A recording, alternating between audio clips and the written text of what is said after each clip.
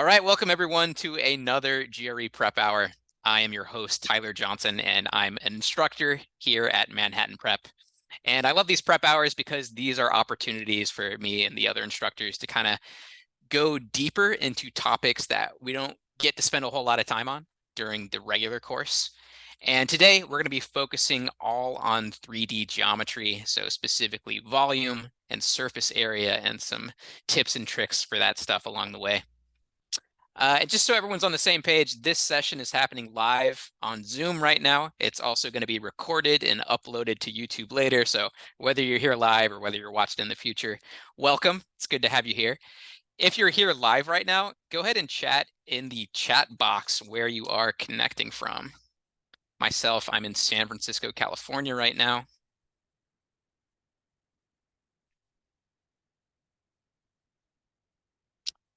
And we got some East Coasters in New York. Korea, that's very far. Palm Beach, Florida.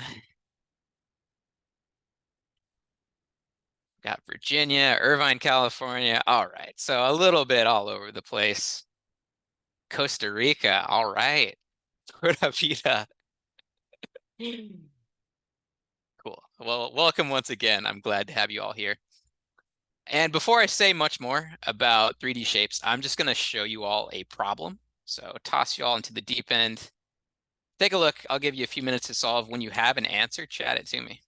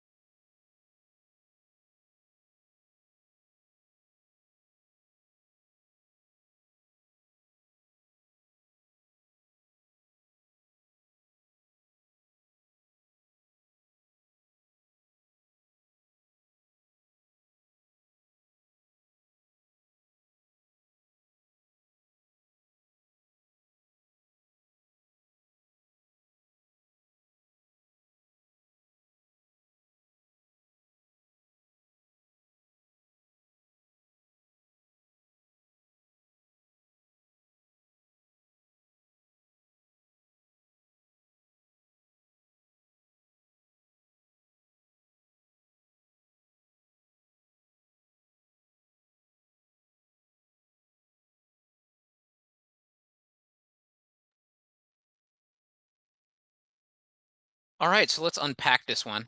I think where I might start is just a quick drawing to kind of anchor myself in the problem. And both quantity A and quantity B are involving a cube where all the dimensions are 6, right? In a cube, every dimension is the same length. So 6 height, 6 width, and 6 length. And I think quantity B is the easier to calculate here. That volume is just going to be the product of those 3 6s. And for surface area, what you're looking for is you want to calculate the area on every face of that cube.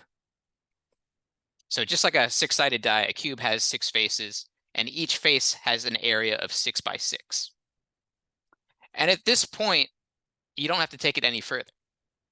The two quantities must be equal because they are both the product of 6 times 6 times 6. And if you want to, you can expand that out to 216. But note that you don't have to do that. If you don't have 6 cubed memorized, just recognizing that each is 6 times 6 times 6, that is enough to see the two quantities are equal. So the answer is going to be C. That said, I do think it's a great idea to memorize your cubes from 1 cubed up into 10 cubed. Beyond that, you're unlikely to see cubes that large on the test, but 1 through 10, those numbers show up frequently. You want to have them handy. Yeah, so the answer here is going to be C.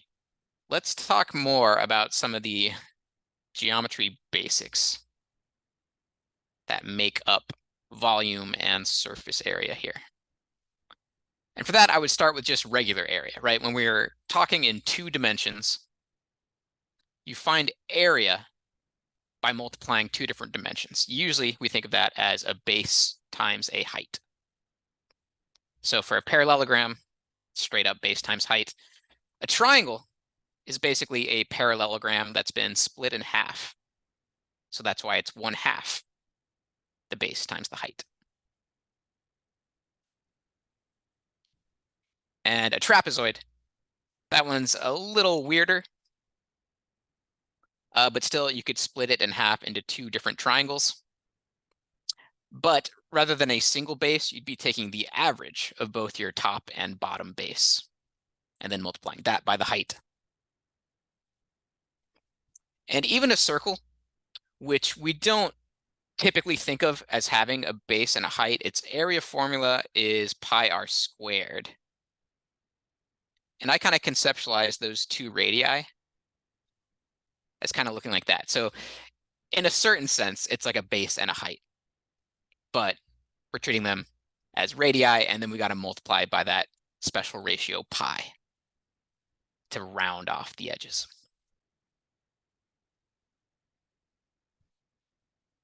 Okay, so that's how things work in 2 dimensions.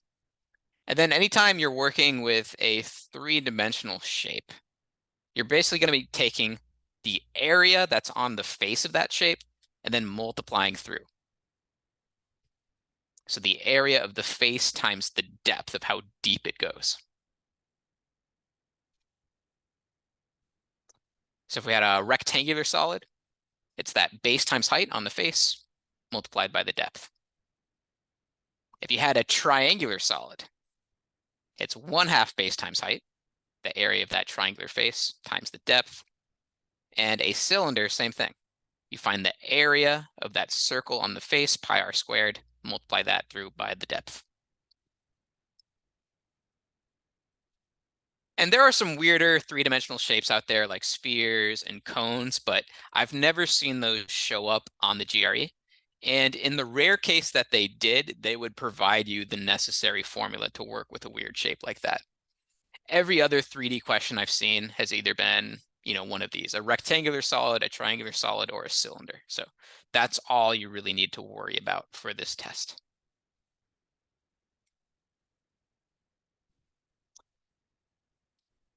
The other metric aside from volume that you often get asked about with 3-dimensional shapes is going to be surface area. So for a rectangular solid, it's basically a matter of summing up the 6 different faces that shape has. So I like to think of it as 2 times the length width plus the length height plus the width height, right? In other words, it's 2 times the left and the right plus the front and the back plus the top and the bottom, right? There's going to be 2 of each one of those faces, and you add them all up, and that's how you get the total surface area. In a cube where everything is the same dimension, it would just be 6 times whatever the side squared is.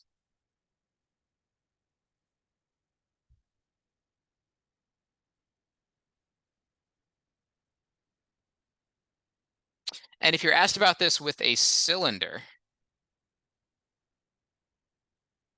the way I like to conceptualize this is you're taking that cylinder and then kind of unraveling it. So there's going to be the 2 caps on the top and the bottom, and then that unraveled rectangle in the middle, where one dimension is going to be equivalent to the height that you started with, and the other dimension is going to be equal to the circumference of the circle that's on top and bottom. Or in algebraic form, it's 2 times pi r squared, right? The area of those 2 caps on top and bottom. And then that unraveled rectangular core, it's 2 pi r times h. You sum the 2 caps in the rectangle, you get the total surface area.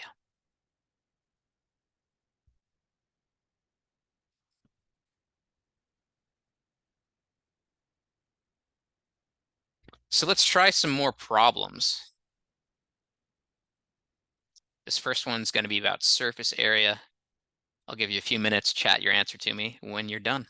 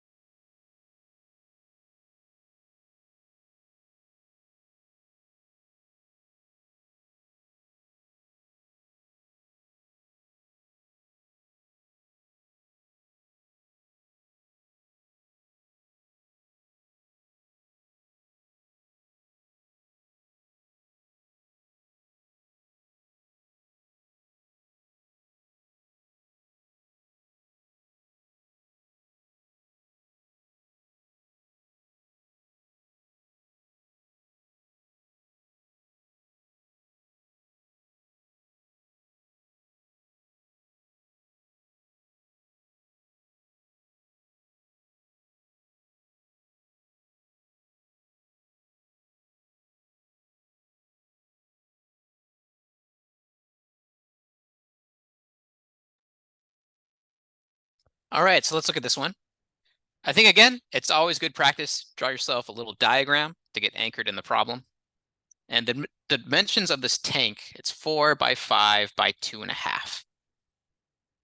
So if I'm finding the surface area, I want 2 of each of those faces.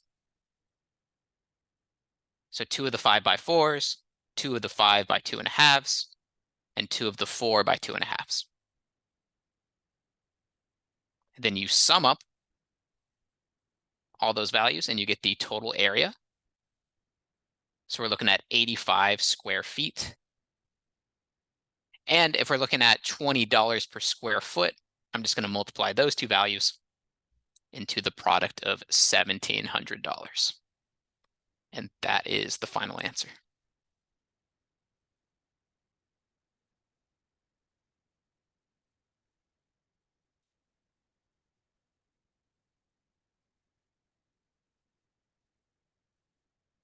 Here's another surface area question.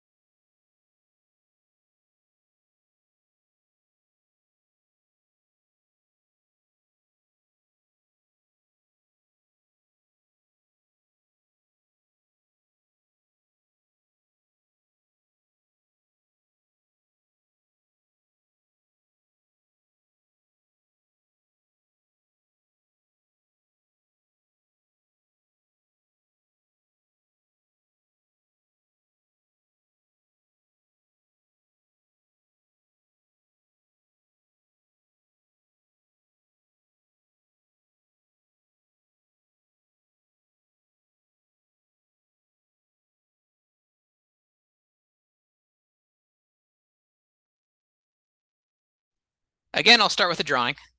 We've got this pretty long, skinny cylinder with a height of 14, and the caps have a radius of 3 feet. So to find my surface area, I'm going to be adding up two of the areas of the caps, so 2 pi r squared, and then it's that unraveled core. And remember, one of those dimensions is the height, and the other dimension is the circumference of the circle. So 2 pi r times the height of 14. And you'll carry out the algebra, and you should get 102 pi. So we know the surface area of the cylinder, and we're trying to paint it entirely, right? The entire column and the tops and bottoms. And if each bucket covers 10 pi square feet, well, you should recognize that if you had 10 buckets, you'd get to 100 pi square feet. But I have a little more than that.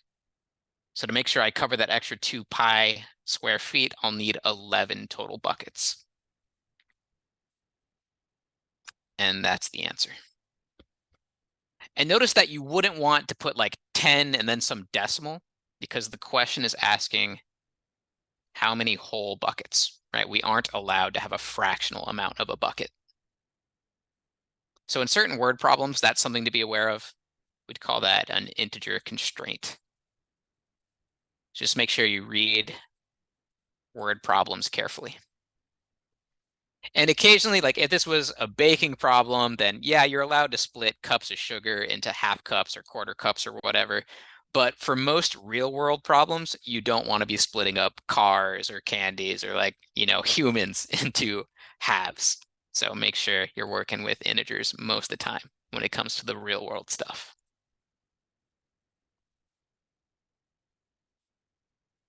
So we've looked at a couple surface area problems. Let's try something involving volume next. I'll give you a few minutes to try this one out.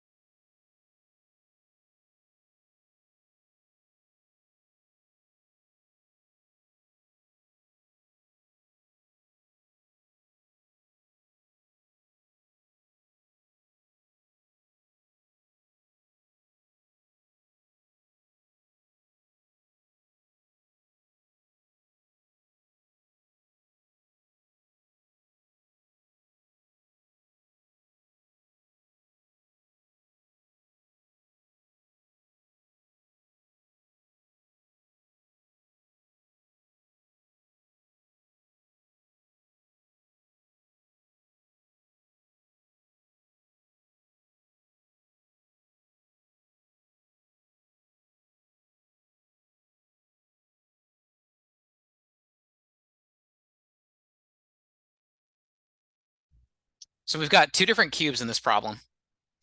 One is the actual sculpture itself, and then we've got this tiny scale model of the sculpture.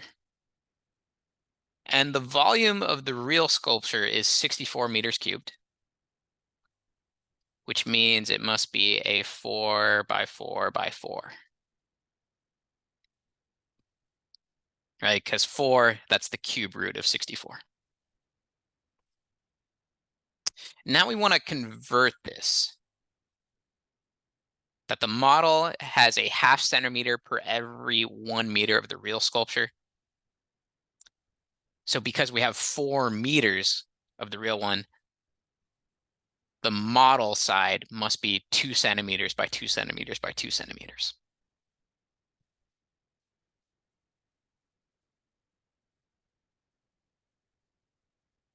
So its volume is going to be 8 centimeters cubed.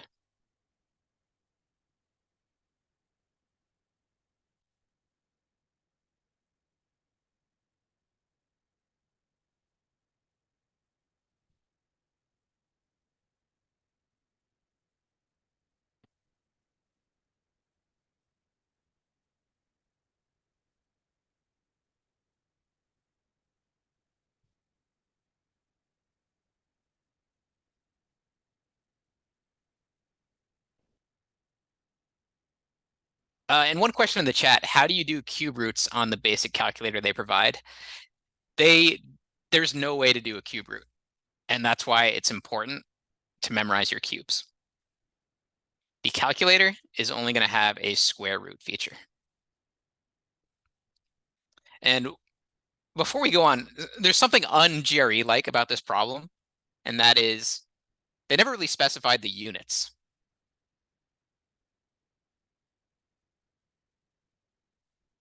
So in centimeters cubed, it's going to be 8 centimeters cubed.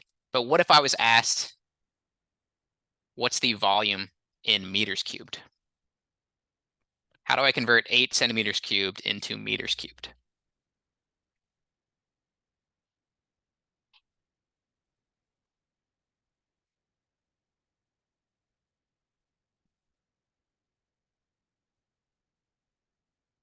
Right. I would have to divide by 100. I see someone in the chat. But how many 100s do I divide by? Is it just 100 or is it more than that?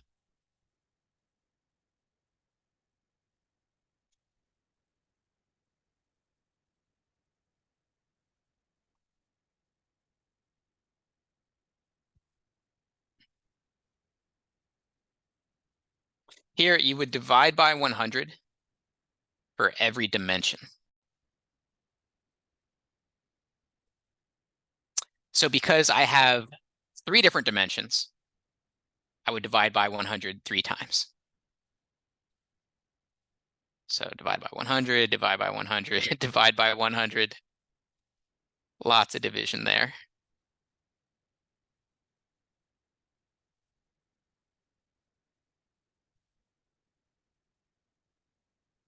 So this is basically 8 times 10 to the negative 6th meters cubed.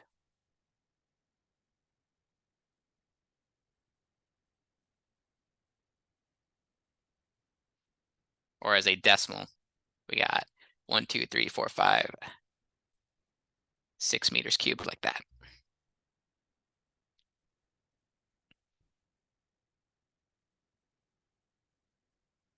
Now, if this had been 8 centimeters squared,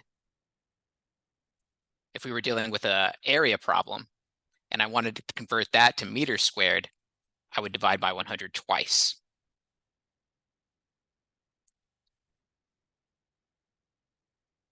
So it'd be 8 times 10 to the negative 4th.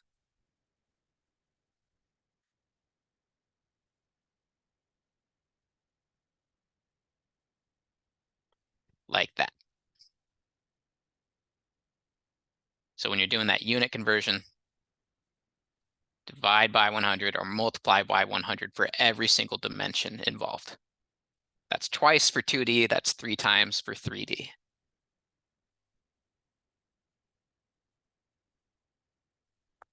Okay, up next, We're going to keep going along with volume, but here's a new take on this kind of problem. Try it out.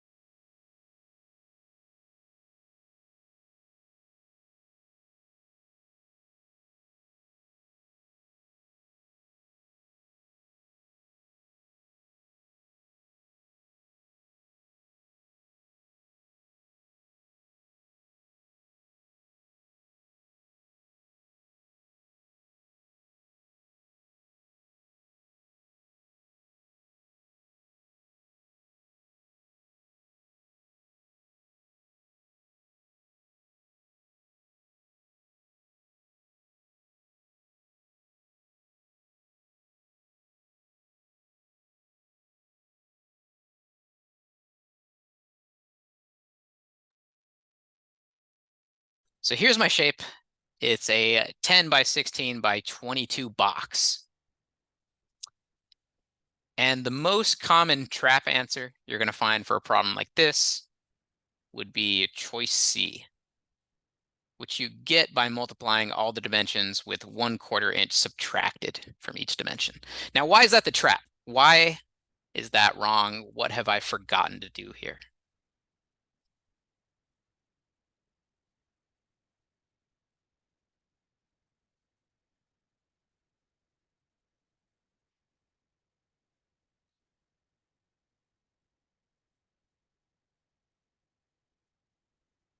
Good, I see some people in the chat. That 1/4 inch, it's all the way around in every dimension. So I don't just subtract it once. I got to subtract it for every single dimension that I'm working with. So that's 1/4 from the top and the bottom, and 1/4 from the left and the right, and 1/4 from the front and the back.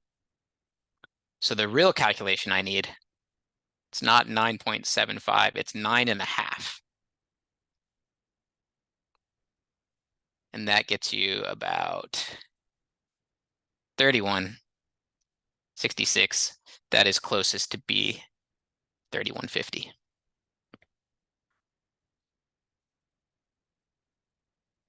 And you'll see traps like this a lot, whether it's 2-dimensional or 3-dimensional. The takeaway is, for border problems, you need to add or subtract that border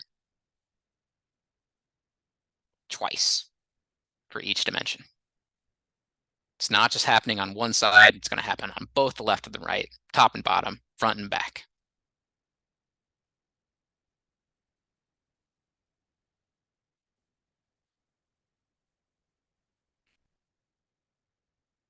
And now I want to go back to 2 dimensions for a second. Here's a problem just about area.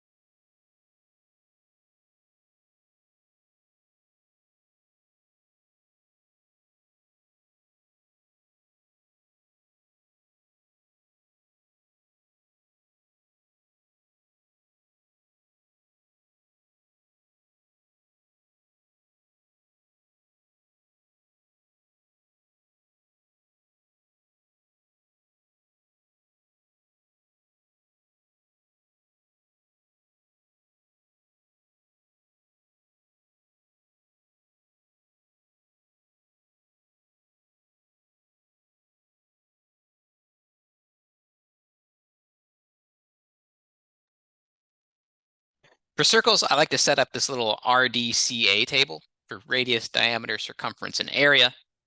And we're given the areas. X has a 16 pi area, Y is just pi. And now I'm going to build up the other pieces. So if the area is 16 pi, the radius would be 4, diameter is 8, circumference is 8 pi. And for Y, the radius would just be 1, diameter is 2, circumference is 2 pi. And now you can tell that circumference ratio, 8 pi to 2 pi, that is B 4:1. But notice it's not just the circumference. All 3 of these dimensions, radius, diameter, and circumference, those are all 4:1 ratios. It's this area ratio that's different, that we get 16:1 right there.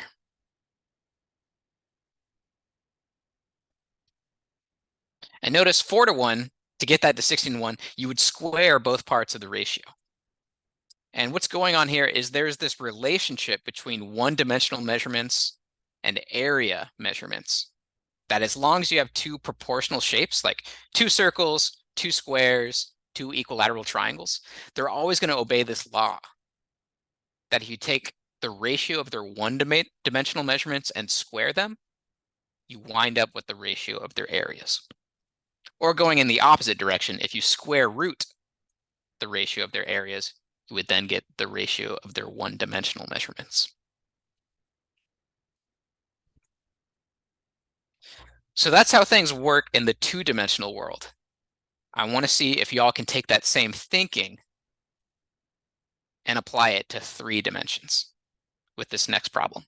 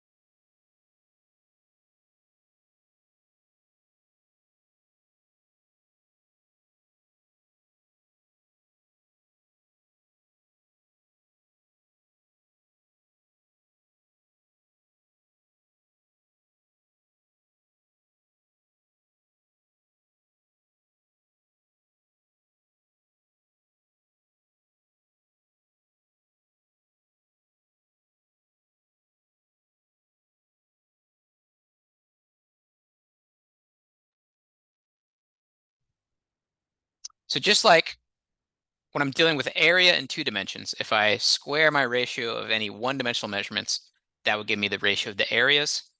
Similar thing for volume, except you'd be cubing the ratio of their one-dimensional measures.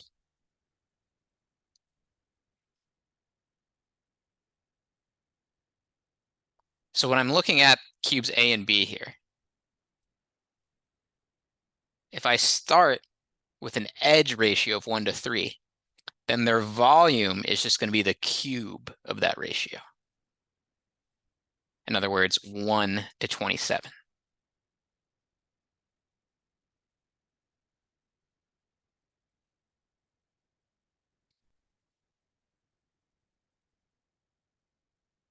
Here's one more where you can use this same sort of thinking.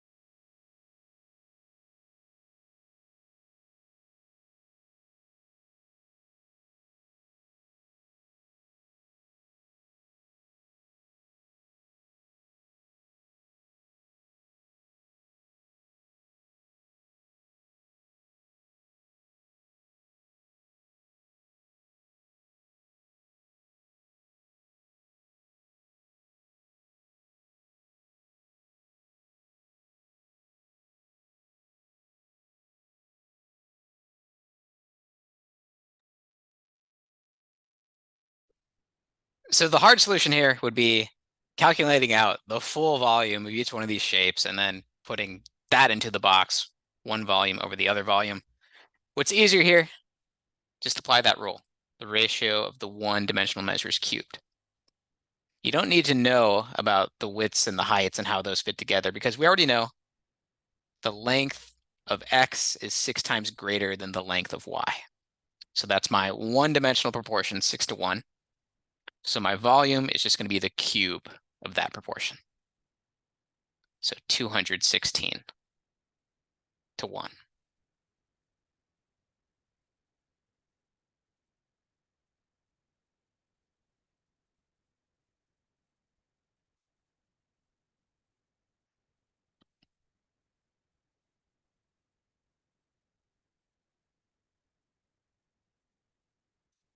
Here's one that's a little different. Try this out.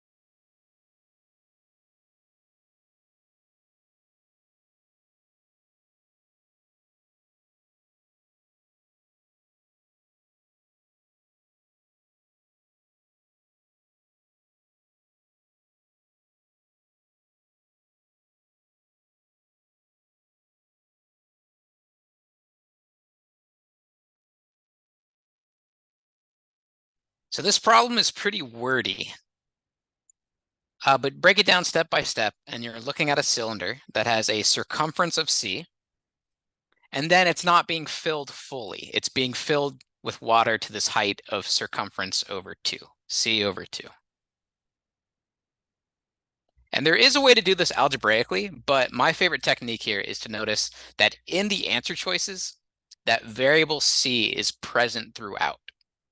So rather than solve algebraically, what I could do here is just substitute C for my own convenient value.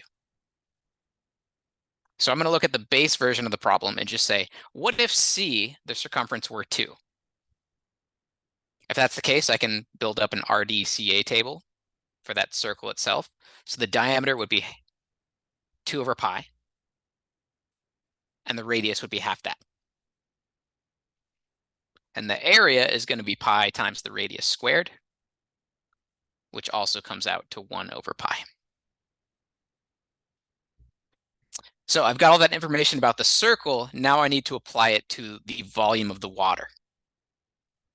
Remember, it's just the area of the face times the depth that we're looking at. So it's going to be that 1 over pi area. And then I'm multiplying by that height of C over 2. But remember, I chose C to be 2, so the height is just 2 over 2.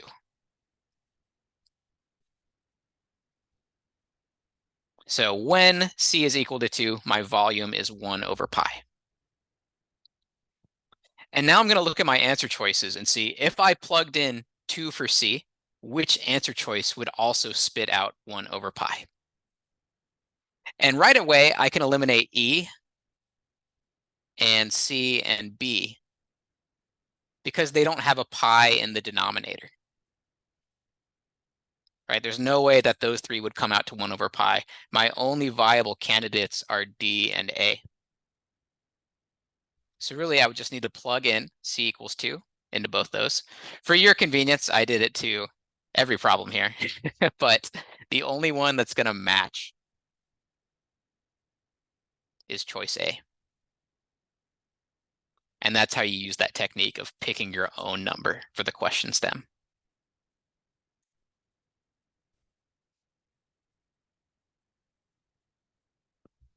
If you're curious, I'll also flash on the screen how this would look algebraically.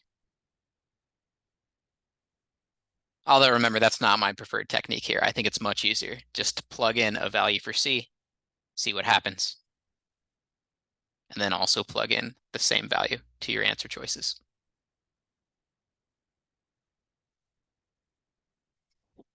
All right, we got time for one more problem, and then we're going to start wrapping up. So let's close with a quantitative comparison. I'll give you about 3 minutes for this one.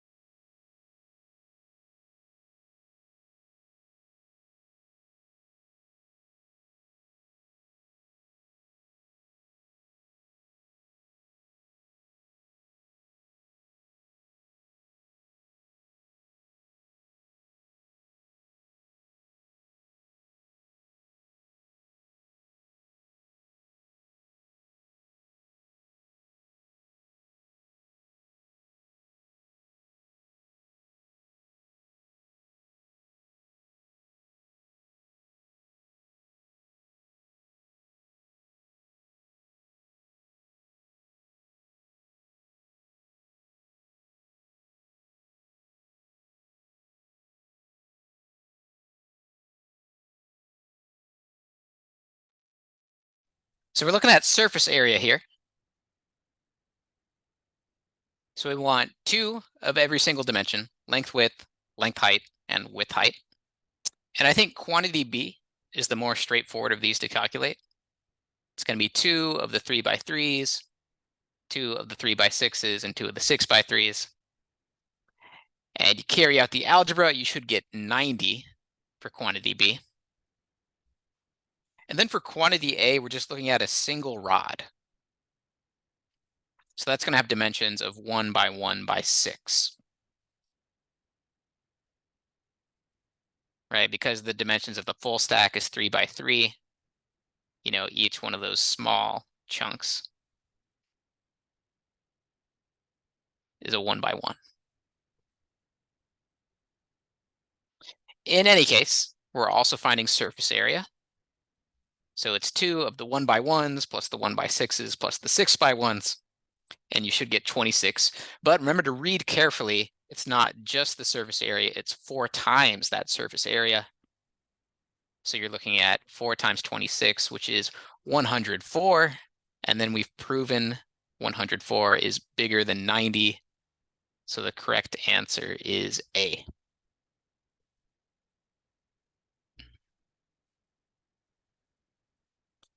All right. And before I let you all go, I want to quickly recap some of the stuff we talked about today. So remember, before you concern yourself with volume, it's important to understand area, which in 2 dimensions, you're always multiplying a base times a height, right? You create area by multiplying 2 perpendicular values. And then volume is an expansion of that. Basically, any 3D shape you see on the GRE, it's going to be the area of the face multiplied by how deep it goes. So base times height times depth is how you might think of that. And then surface area, you're finding the total sum of the area of each individual face of that shape. So for a cylinder, you want to think of it as the 2 caps, 2 of those pi r squareds, and then you combine that with the unraveled core, where one dimension is the circumference, 2 pi r, and the other dimension is the height. Rectangular solid, like we just saw, it's 2 your length widths plus the length heights plus the width heights. And then if you're dealing with 2 similar shapes, right? If I am in 2 dimensions, if I have 2 circles, 2 squares, 2 equilateral triangles, the ratio of the one-dimensional measurements of those shapes, if I square it, I would then get the ratio of their areas. And when I'm working in 3 dimensions, if I take the side length of a cube versus the side length of a bigger cube, if I were to cube those ratios, that's how I would get the ratio of their volumes.